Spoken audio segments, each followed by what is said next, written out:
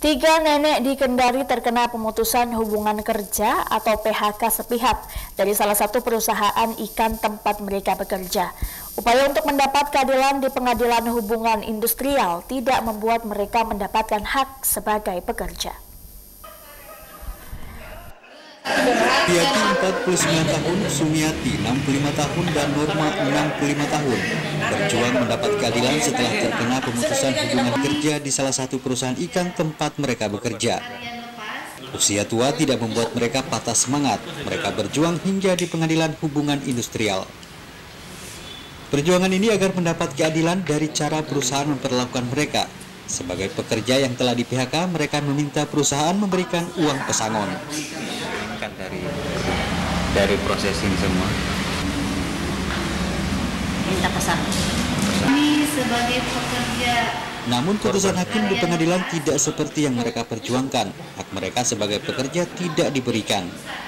Norma gugatannya diterima atau diakui sebagai pekerja, namun tidak mendapatkan uang pesangon. Sementara Yudiatin dan Sumiati gugatan mereka tidak diterima hakim. Hakim menolak soal pemberian masa kerja, maka uang pisah itu diperlukan karena pekerja ini berhenti bukan karena kemauannya tapi karena sakit dalam bekerja. Jadi kalau pekerja sudah susah untuk mendapatkan keadilannya jadi ada kemanfaatan dan keadilan yang tidak tercapai di situ. Tiga nenek ini bekerja di salah satu perusahaan ikan di kawasan Samudra Abeli, Kota Kendari, tanpa kontrak setelah ditawari oleh seorang mandor perusahaan pada tahun 2007. Yudiati dan Sumiati bekerja sebagai petugas sanitasi di kawasan perusahaan. Dari pekerjaan itu mereka mendapat upah Rp13.000 per jam di luar kerja lembur. Selama bekerja keduanya digaji per 2 minggu, paling rendah mereka terima Rp300.000 dan paling banyak Rp500.000. Sementara Norma bekerja bagian produksi di salah satu ruangan dingin. Ketiganya sakit akibat bekerja.